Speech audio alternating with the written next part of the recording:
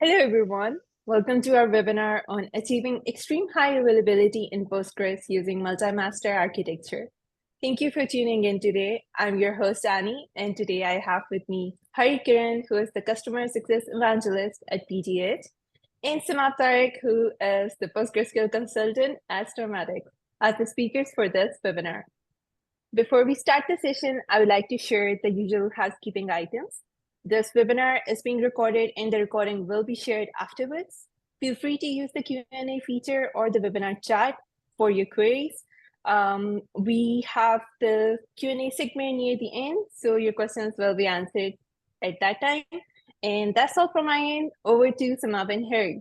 Good luck. All right. Thank you, Annie. Great. Thank you, Annie, for the wonderful introduction. Yeah, let's get started.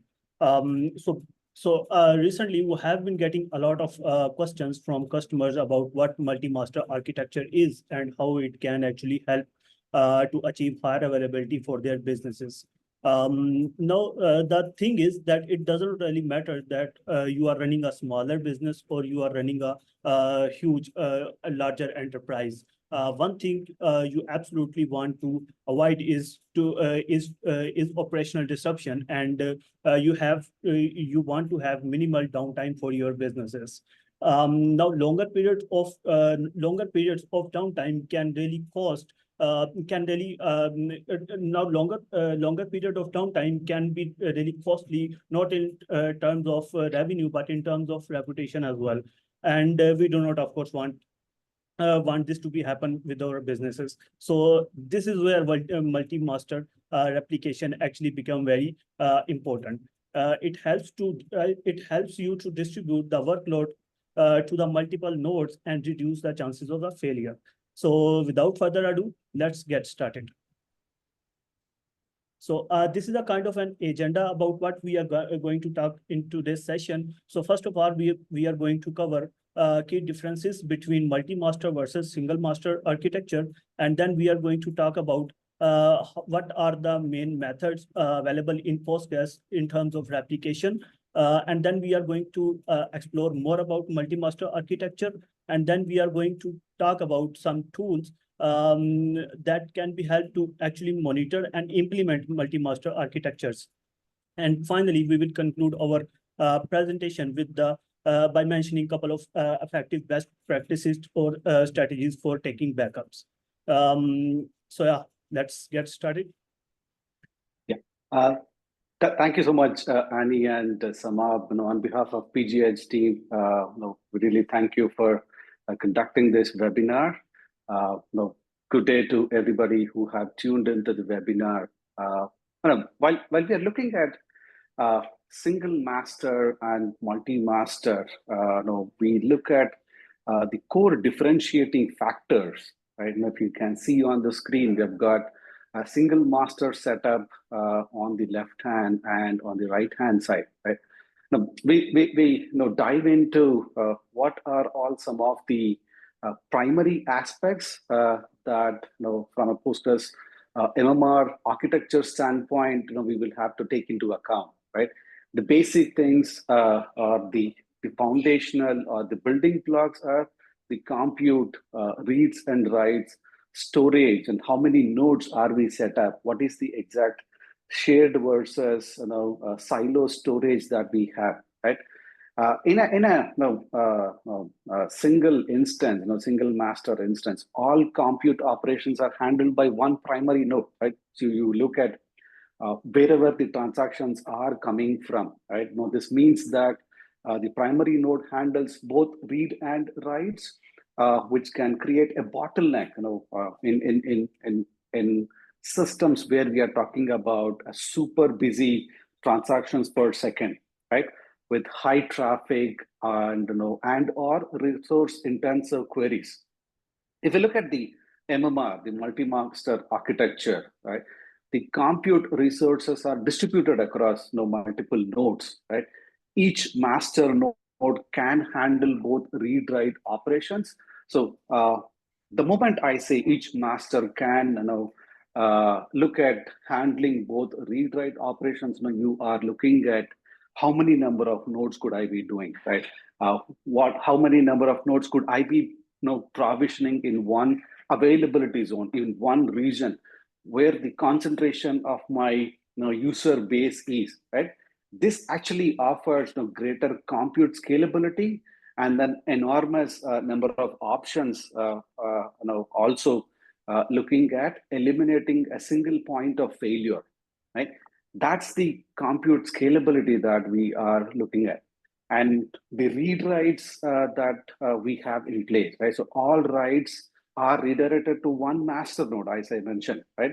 Read operations can be done, distributed to replicas. Depends on how many replicas you have. Depends on how some of the Postgres parameters like hot standby feedback, hot standbys that you have, right? The complexity and ensuring the data consistency across these nodes, right? If the nodes are spread across multiple regions, your single master instance tends to be slower, and then your vacuum operations gets kind of a stalled, so your performance goes for a toss. So fast forward to multi-master application, it allows both reads and writes, right? So significantly improving both performance and the types of operations, right? The types of operations and the use cases your application demands. The architecture itself, reduces latency, which I will be touching upon, with a reference of how we do the zero latency or reduced latencies by balancing workloads across several nodes, right? This is from offering better redundancy in case of any node failures, right? Again, this is pointing to the point, the failures or the single point of failures that we have, right? And moving on from the computes, the reads and writes, right? You look at the nodes and the storage that is required, right? Storage is typically centralized when we are talking about single master configurations, right? And again, one failure of your primary instance that is taking all of the traffic. So you have the automatic failures, but that does pose a few seconds of downtime for the whole application, for the whole database availability, right? In case of multi-master, because we have got separate hardware, decentralized storage, you've got access to multiple availability zones / regions.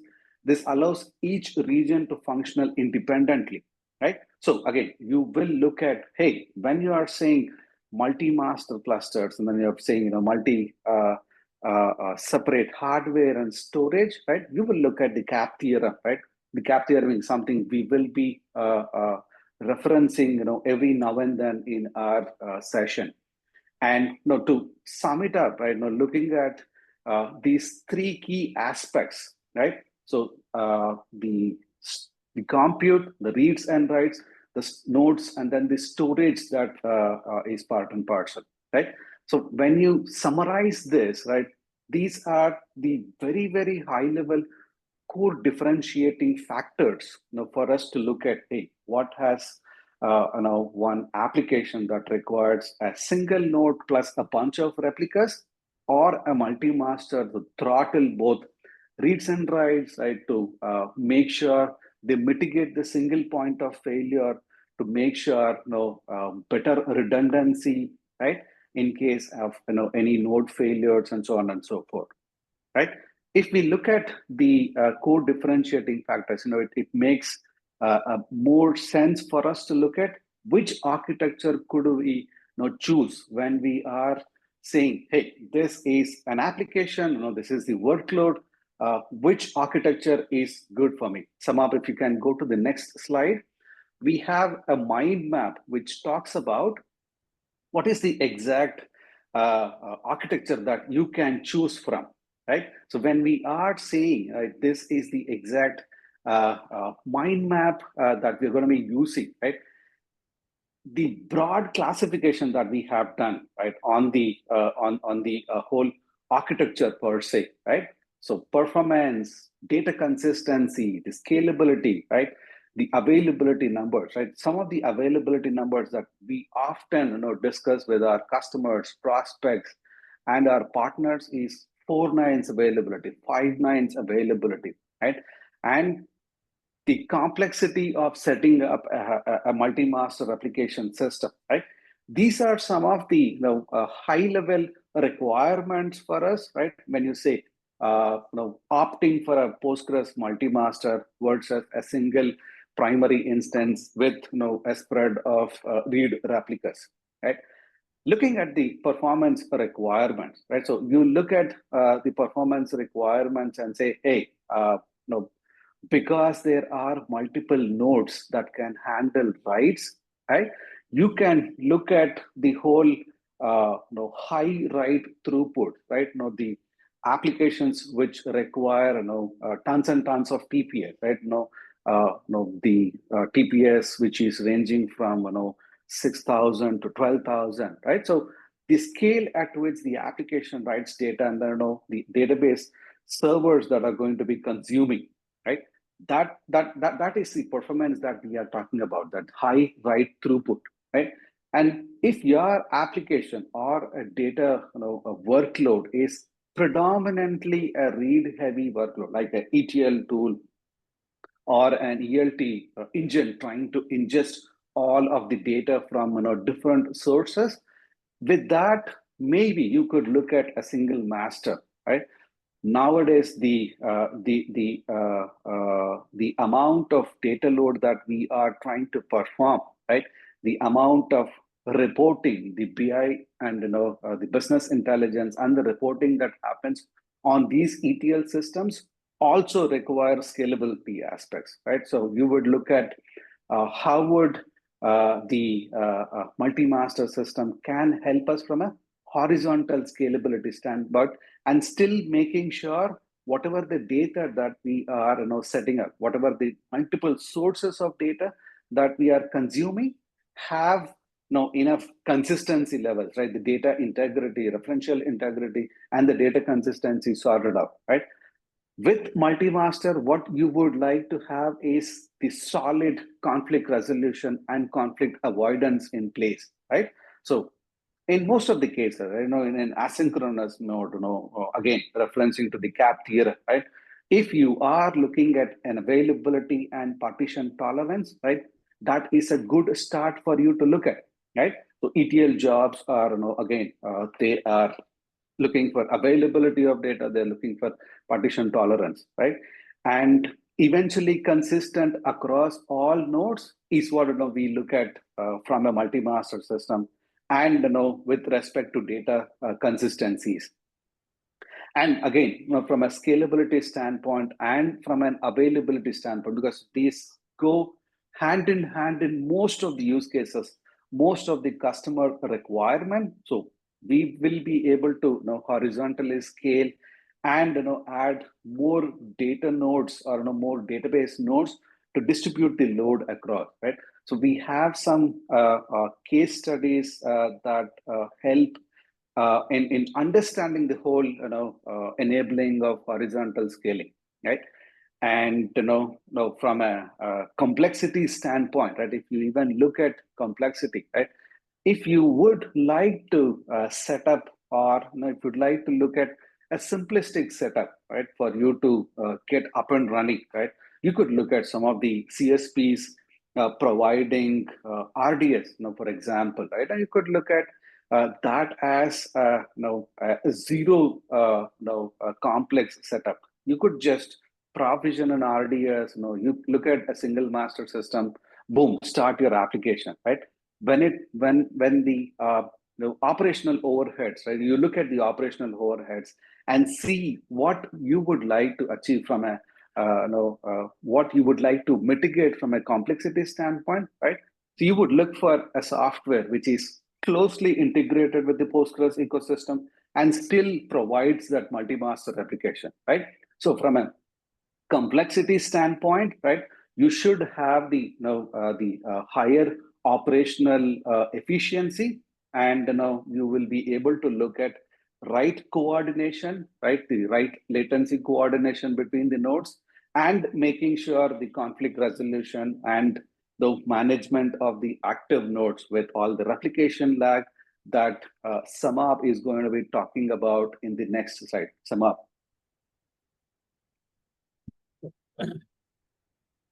All right.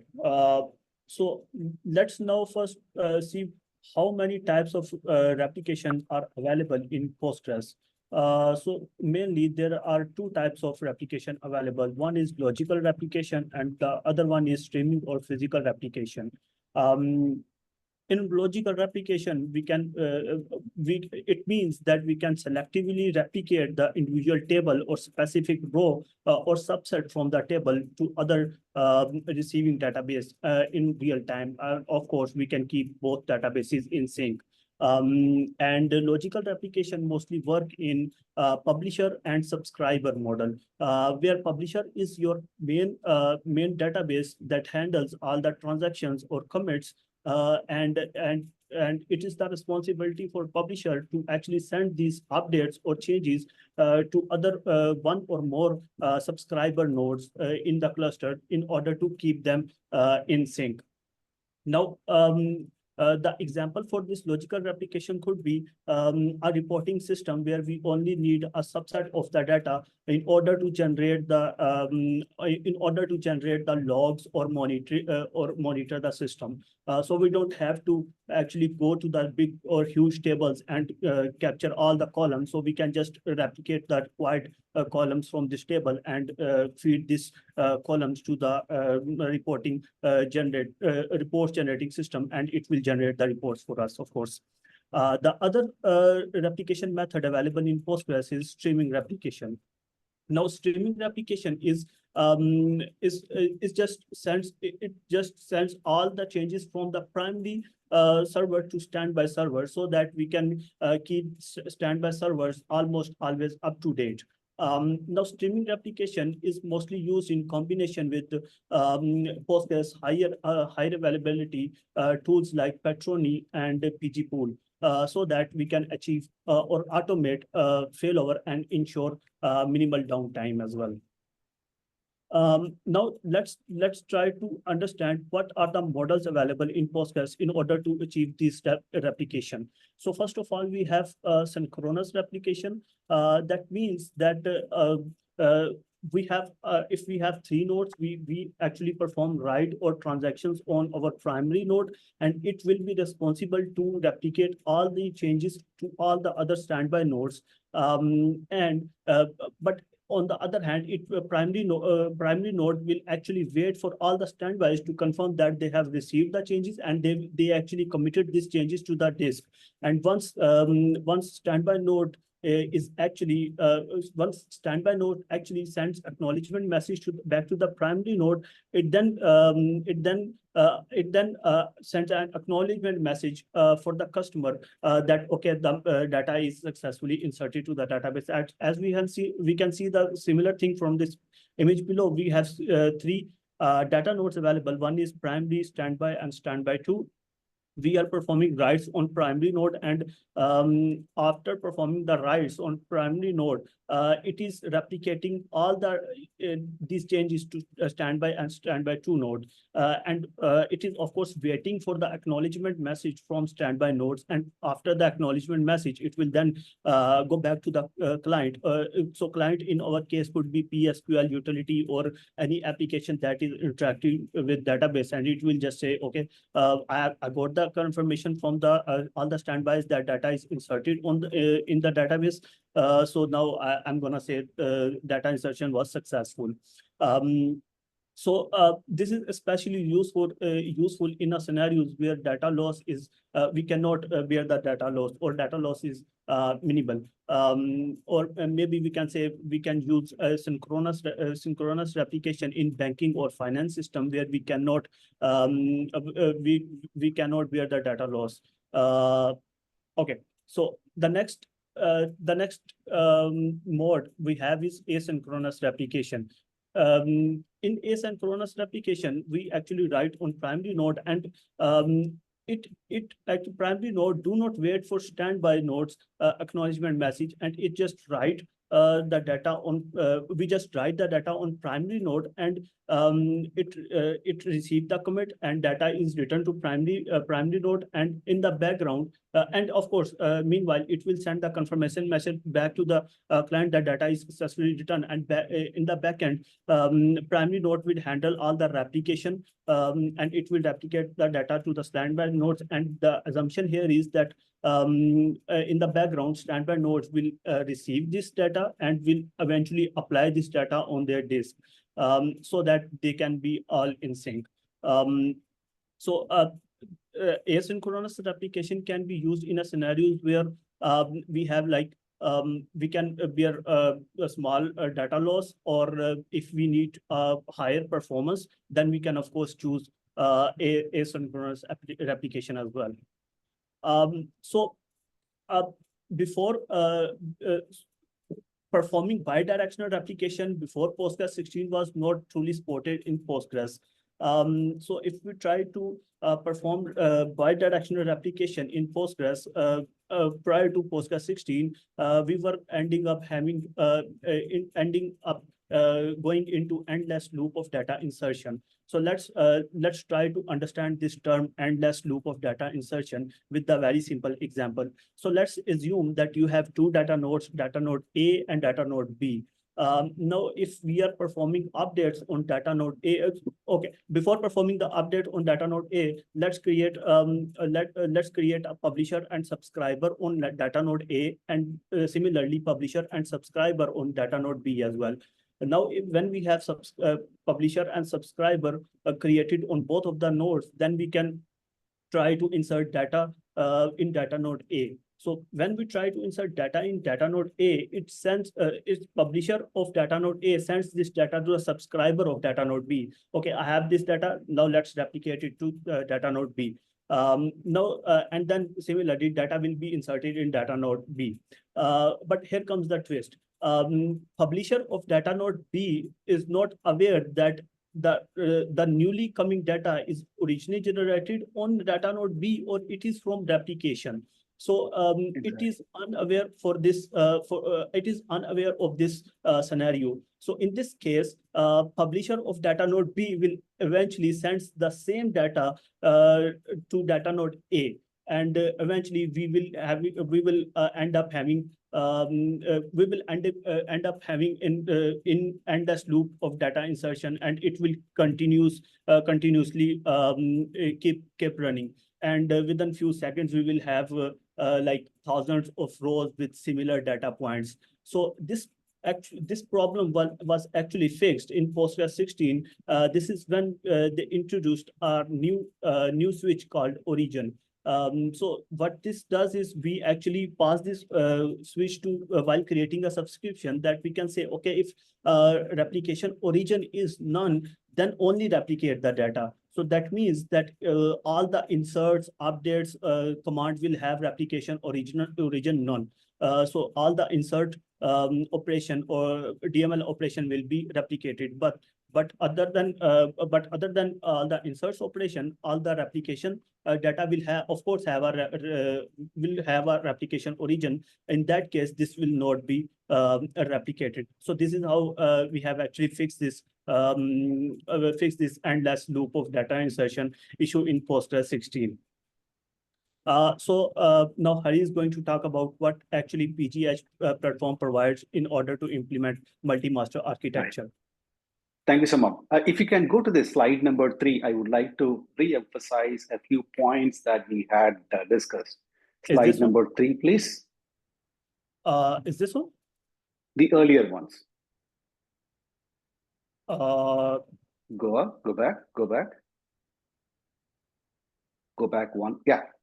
So now that we have laid a foundation or a groundwork of what are the components that are part of a primary and a replica architecture versus a multi-master cluster, right?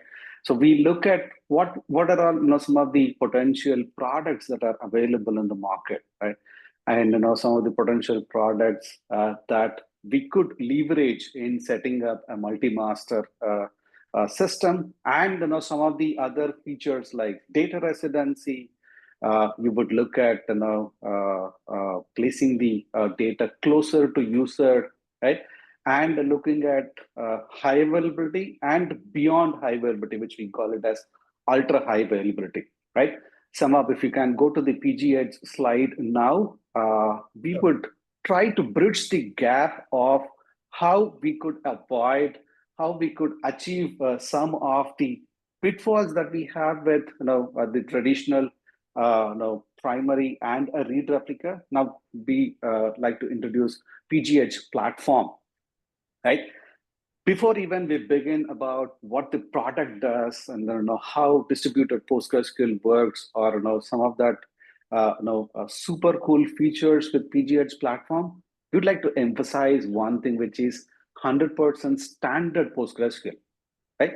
So pgEdge is built entirely on standard Postgres, which means that there is zero vendor lock-in and seamless compatibility with whatever Postgres tools that you have developed, whatever Postgres specific features that you have got as part and parcel of your application development, be it from a libpq's connection pooling, right? Be it PG Bouncer or some of your backup and recovery software like Barman or Backrest, right? The extensions like PostgIS, right? If you look at, we've got 20 plus Postgres extensions that are out of box supported when we go ahead and set up a pgEdge platform, right? And then you fast forward and see, there's multi-master active replication architecture that we are talking about. That is being empowered by the extension called Spark, right? The Spark is the extension which brings active replication plus the conflict resolution and conflict avoidance.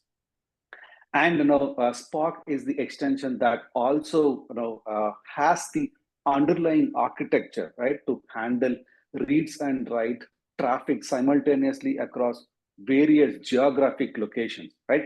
You could look at this potential as the crucial component for applications requiring both high availability and low latency, right? Both of these go hand in hand with a lot of our customers. A lot of the prospects are actually looking forward to have these both, right? So looking at mostly right throttling, right? Looking at the traffic which is sending across TPSs in the hundreds to thousands, right? And at the same time having both high availability and low latency, right? And then you look at another another component that we looked at while we are comparing or looking at the core differentiating factors is the high availability with disaster recovery, right? The pgEdge platform supports automated failure between cloud regions, right? Availability zones, and it has the capability of doing outside of your CSPs too, right? Wherein you are looking at handling the cloud concentration risk, right? So you have a mitigation plan when one of the cloud service providers have a disruption, have an issue with the availability. You are free to go ahead and transition to another cloud, right? Thereby mitigating the whole cloud concentration risk, right? And the whole component that we are trying to bring to the table is ensuring continuous uptime, right? This makes pgEdge platform as one of the ideal database platforms for mission critical applications where downtime is just not an option, right? You could take a BFSI application, right? Or any healthcare app that wants to be running 24/7, so that doctors have access to the patient information and so on and so forth, right? And when you are looking at Spark, it also brings about an important component, which is data residency and sharding capabilities, right? We will touch upon data residency in the future slides a bit more in detail. but from a geo-sharding feature, right, it enables efficient scaling and distributing your workload, right? What pgEdge platform does is it works closely with the hyperscale slash Citus extension, which is available out of the box, right? Another component is the complexity of the whole setup, right? For us to set up a primary and a read replica, right? They've got bunch of Ansible script, right? You could just push, with an Ansible job, right? You'll be able to go set up a primary and a bunch of read replicas, and also bring patronies or the repmgr, or some of the PG auto failover extensions into the system. Now, with the CLI component, right, the pgEdge platform CTL, which is an orchestration engine that would help you to set up with a simple JSON file, right? The JSON file will have all the necessary metadata for us to construct a multi-master, right? A 3-node or a 4-node or a 5-node cluster, with a simple JSON, right? Which has, what are the IP addresses where you could set up, right? What are some of the users you would want to provision on the setup, right? What are some of the databases that you would want to create, right? And some of the networking security aspects you want to bake into the whole orchestration and the provisioning, right? The deployment flexibility is something that the CTL, right, the controller, which is available in the pgEdge platform, right? Now, whether you choose to self-host or use the pgEdge cloud, which is another product, which is a SaaS product that we offer as part of pgEdge product repertoire, right, is a managed cloud service, right? So the deployment is flexible, right? No, it supports multiple platforms, right? You could set it up on AWS, Azure, GCPs. All the three cloud boys are supported at this point of time, right? And the seamless integration with some of the edge platforms like Cloudflare Workers and Virtual is another complement to the whole deployment architecture per se, right? And if we look at the whole Spark setup and the whole pgEdge platform setup, right? You could look at the combination of both setting up a reliable Postgres database server with the Spark and a bunch of other extensions that are available, right? Which makes pgEdge platform setup and the deployment in a much more foolproof and a much more seamless fashion, right? Again, now some of the components that I would want to look at is the standard Postgres engine, and all the Postgres extensions are all completely Postgres developed, right? Which is the pgDG offered ones. And Spark and CTLs are the ones that are available on our github.com/pgEdge, right? You can take a look at it. You can compile them. You can take a stab at how the source code is written, right? What is some of the C/Python source code that is available, which is enabling and bringing about the multi-master / the data residency / the ultra high availability aspects into the whole ball game. Okay, Semab, if you can go to the next slide, please.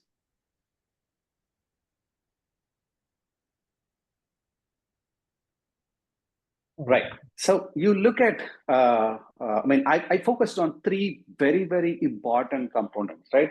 One is reduced latency, right? So when we are looking at reduced latency, what we are potentially saying is placing the data closer to your user, which means you are able to look at the concentration of user base and setting up your read write nodes in that specific region, right? So look at the comparison between the before pgEdge and with pgEdge, right? You are getting down the latency from 9 seconds to 3 seconds, which is a drastic difference for most of the applications, right? If you take a closer look at it, right? a primary and a read replica mode, right? So you've got monolithic databases located in one cloud region or one on-prem system, right? And it can pose a significant delay in the response time, right? That's exactly what we're trying to depict with the before pgEdge on the left-hand side, right? And if you look at the pgEdge, right? You can deploy multiple nodes of database across different geographic regions, right? Placing copies of your database closer to your users, right? And imagine just the 3-node cluster we have in place, right? And you have with pgEdge Cloud, right? You have got APIs that are available to tell you what is the nearest node, right? What is the nearest node that is available for the transaction to be going ahead and hitting and making sure the write and the read latencies are as less or minimal to the possible, right?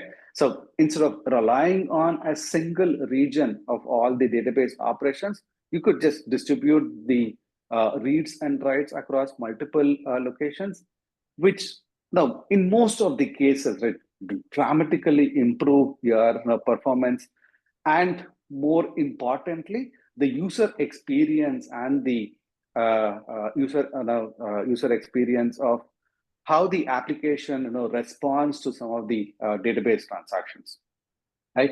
Or a write heavy or an IO intensive transactions. Go to the next slide, please, Semab. Right, now if you take a look at most of the database right, applications right now, an increasing aspect of database management is the compliance management, right? The compliance of making sure the data is available in only a few regions, right? Take a great example is the GDPR, right? Assume that you are on an e-commerce application, right? That is now predominantly in Europe, and you also have customers in the US region, right? So GDPR says the data stores, this data is not only processed in the European region, right? Taking that as an example, right? Now you look at the international regulations, right? Ensuring the business data generated by the citizens is specifically residing only in the regions, right? So you could look at the PII as a great example, right? And PII stands for personally identifiable information, right? So the customer privacy, the compliance, right? So how does pgEdge meet these requirements is you could look at categorically saying, the data is segregated into transactional data that could be global, the transactional data that is specific to your own region, right? That's where we have this, orange / the blue categorization of data, right? So you are looking at Mumbai, you're looking at Frankfurt, Germany, which is part of a UE region, and you have the US region, right? So you can categorically say which part of the table, or for that matter, which part of the partition of the table is specific to that region, right? Which will be called as a local data, where you can write the data to for that node, and you cannot retrieve that data, right? So Spark has this inbuilt intelligence of building the PII specific stuff and the residency model, right? So if you take a simple example, right, you can just shard the tables on a base location field, or like country. You can look at global data such as product listing, or you can look at a global data as what is some of the inventory that your e-commerce application is able to transact, right? So the customer data that is generated in the Europe can stay in the Europe in your Frankfurt, Germany database data center, right? While product data could be shared across your Virginia, your Frankfurt, and then in the Mumbai region also, right? So the classification and categorization of the data is right out of the box available with Spock's the replication, which is the categorizing of what do I say the restricted replication that you can have as part and parcel of Spock out of box. Right. Go to the next slide, please, Amma. Right. And the another component, right, that pgEdge solves for most of the applications is the high availability and looking at forward, taking a step ahead and making sure we have a high, ultra high available database systems, right? At the core of it, right now, if you look at multi-master architecture, right, which is designed to handle traffic across multiple active nodes, right? Even if one of the node goes down, right, there's absolutely no waiting for the passive node to be taken over, right? So it is by default, taking care of the traffic, right? Of course, you will have some application, and the database connection concentration layer that is, transparently making sure, hey, my node 1 is not available to take the traffic. So node 2 and node 3 or node 4 is able to traffic. So there's absolutely zero failover time being lost, or for most of the database engineers who have seen split brain syndromes, who have seen the database fencing issues. Multi-master again, is a super cool way of making sure the whole cluster is highly available. Now that's why we call it as ultra high available, right? And now you look at some of the regions going down, right, or some of the businesses that say, hey, we cannot afford a downtime at all, right? Due to maintenance activities, due to databases having to go through major upgrades, right? So we are in the process of making sure our major upgrade, say for example, you are on 15 and or 16, right?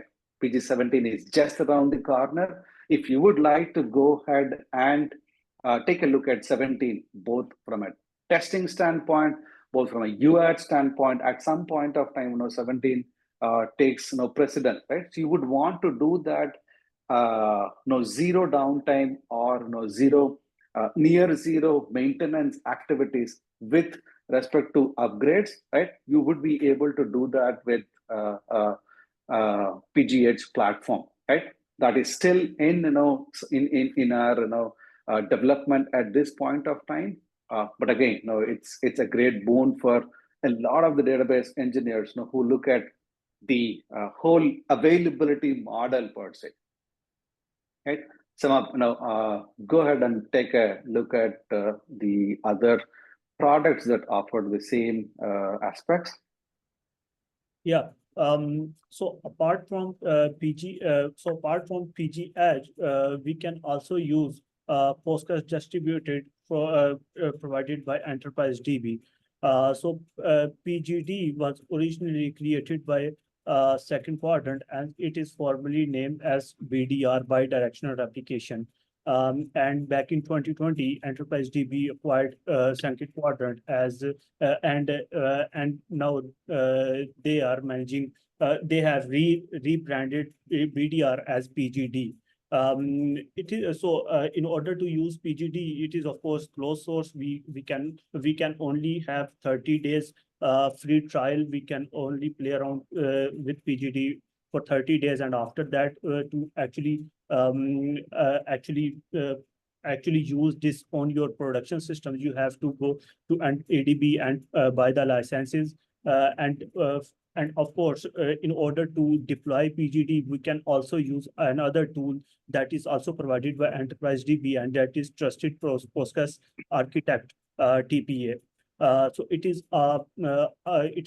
another utility that enhance the automation of Postgres distributed.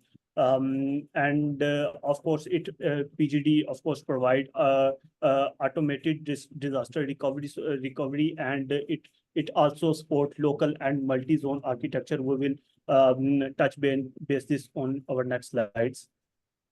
Uh, so uh, so let's now discuss that in order to implement multi-master architecture, PGD provide two types of solutions. The first one is always on single location. That means that our data nodes are available only in a single geographical location. This could be somewhere in US, or this could be somewhere in Europe as well. But eventually that will be a single zone or region. So let's try to understand this always on single location with the help of diagram below. So on your in below diagram, on your right hand side, we have three data nodes. These data nodes are nothing but just your Postgres database running on the servers. So you have data node A1, A2, and A3 respectively. And replication from A1 to A2 and A3 is already configured. And A1 is replicating all the data in data node A2 and A3 as well. And of course, in this sort of architecture, we have our locally write leader that is responsible to handle all the write workload of for our system. This is because this can provide us the functionality for load balancing as well.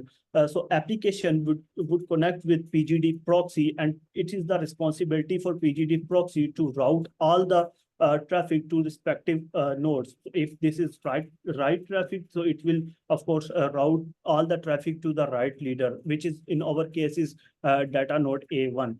And of course, BDR and PG proxy will be installed on your system, and the application would only connect with PGD proxy. But on the other hand, if we want to bypass the PGD proxy, we can of course do that, and we can direct our application to our database server as well by using the default 5444 port that is for ADB, that is for ADB's Postgres. Now, it doesn't mean that we can not write on all the other data nodes like A2 and A3. Of course, we can write because this is a multi-master architecture. So we can also perform writes on data node A2 and A3 as well. And of course, when we perform the writes, it will be replicated to all the respective nodes as well. The other solution that PGD provide is actually always on multi-location. By the name, it is obvious that we can distribute our cluster to multiple geolocations. We can have one cluster running in US and one cluster running in Europe as well, and of course both of the cluster will be replicating the data to each other. And from the diagram below, we can assume that the cluster on our left-hand side is available inside somewhere in US, and the cluster on our right-hand side is available somewhere in Europe. And there will be also another node, we call it witness node. And in case of any write leader fail from any location, it will be used to actually elect the new write leader from the cluster. Of course, if our US region fails, or location in US fails, we will still end up with another location that is running in Europe, and so our application can of course redirect the traffic to Europe region as well. That will introduce some latency as well, but still it is better to have something than nothing. So on to replication lag. So most of the time, one thing our customers are really concerned about is a replication lag in multi-master architecture. Now, replication lag in this sort of architecture, where each node is replicating the data to all the other nodes, can be very significant. This can be in seconds, or this can be in minutes or hours as well, in the worst condition. So there are a couple of reasons why we always want to avoid replication lag in our cluster. Mainly reason is because, of course, replication lag can introduce conflicts in our cluster that we, of course, do not want. And of course, it can have potential. It can lead to data integrity issues as well. That is of a very worst thing for a business. Finally, it can cause the operational error or operational disruption as well. So there are a couple of things why replication lag can occur in our cluster. So if you have a slow running disk IO and input and output operations, that can introduce a replication lag. And if of course, if you have long running transaction that are running for so long and they are not exiting on the time, that can also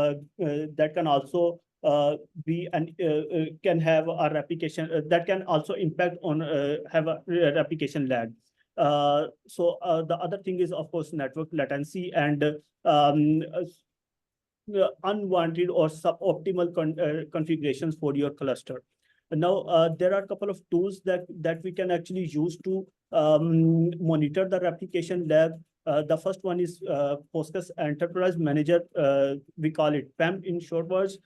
This is, of course, not again not a open source product. This is closed source. And the other thing is pgEdge command line utility. It comes with pgEdge installation, and we can use this. We can use both of these tools to actually monitor the replication lags. I have written a dedicated blog on Postgres Enterprise Manager and how you can actually use PEM to monitor the replication lag in your cluster. So if there is any replication lag from node A to node B, PEM will just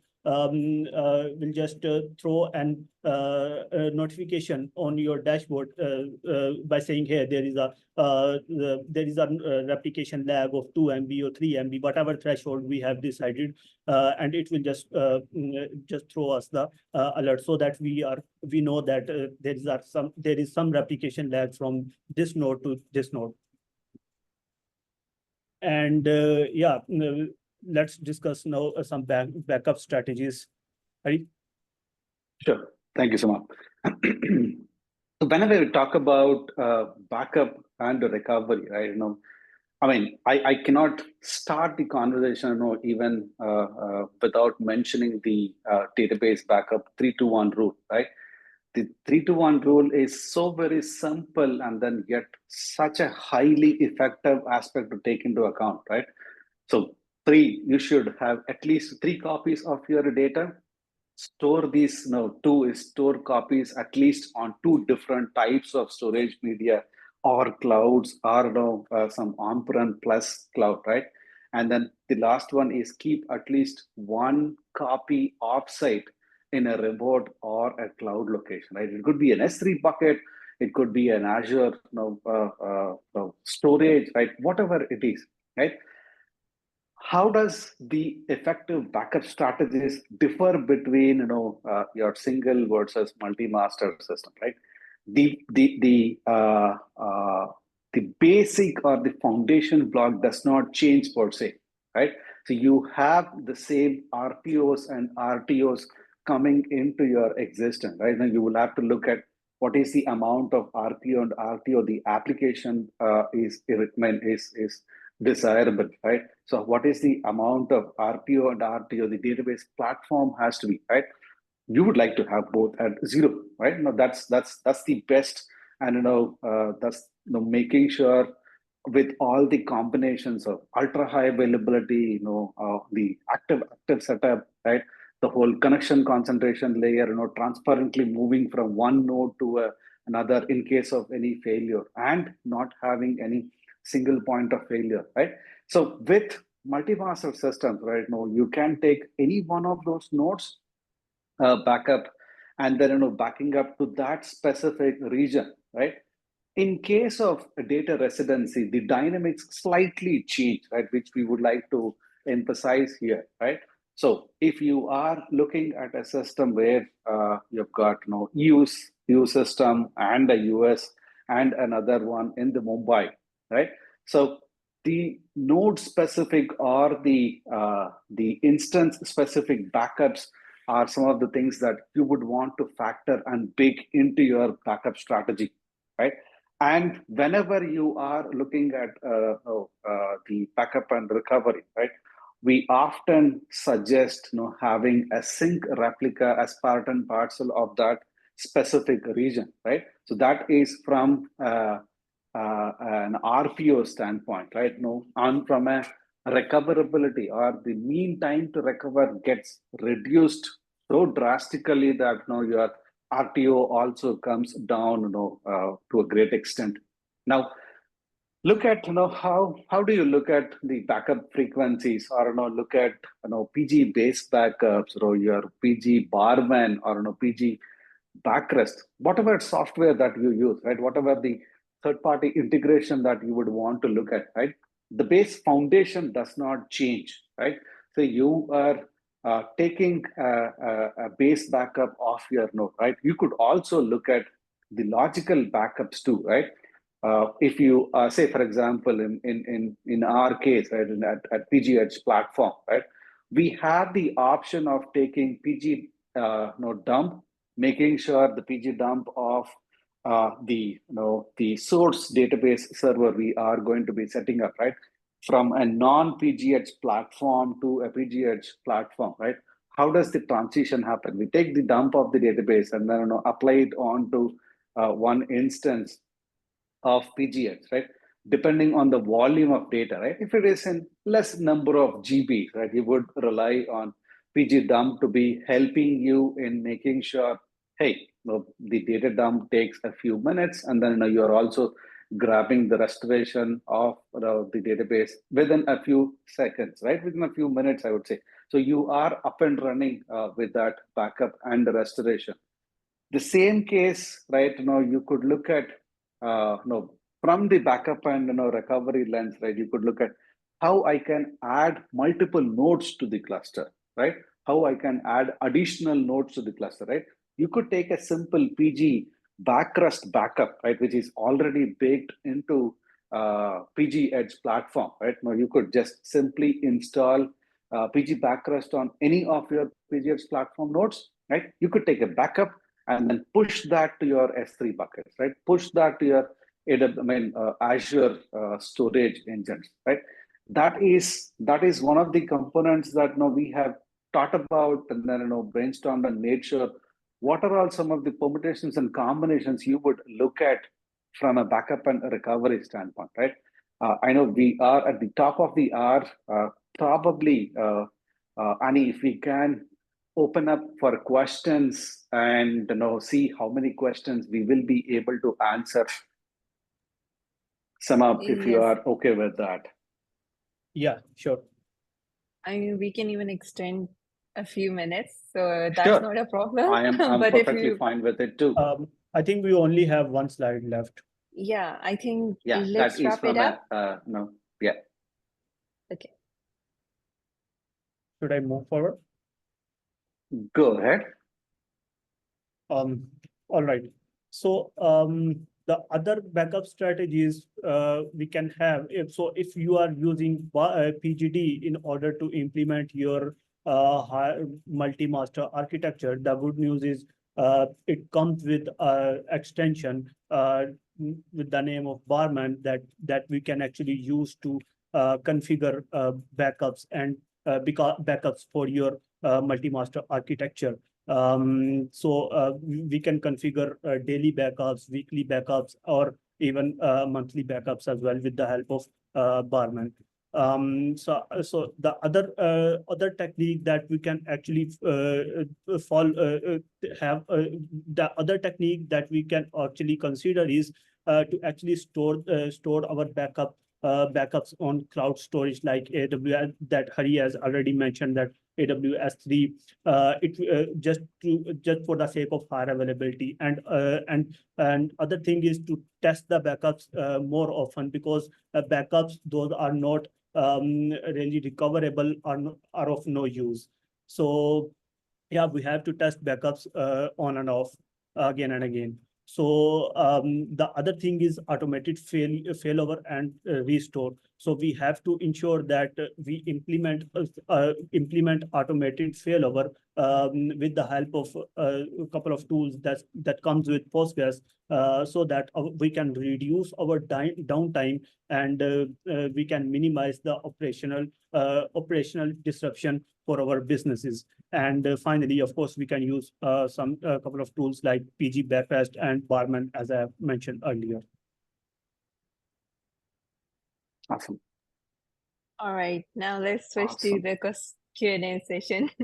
Sure. So first question that we have is, can we have multi-master replication across region and application connects using one endpoint? Yes. Okay. Yes, that is doable. Okay, the next question is, do we have any performance metrics collected for the multi-master architecture to confirm the tested IOPS and TPS values? Yes, they are available on demand. Okay. And the next question. I'll add one more thing here. So we are currently performing a couple of benchmarks regarding replication lag. So we are performing some benchmarks that how much replication lag we can have in the span of 1 hour or 5 hours. So the good news is we are using some built-in utilities like PG bench in order to generate the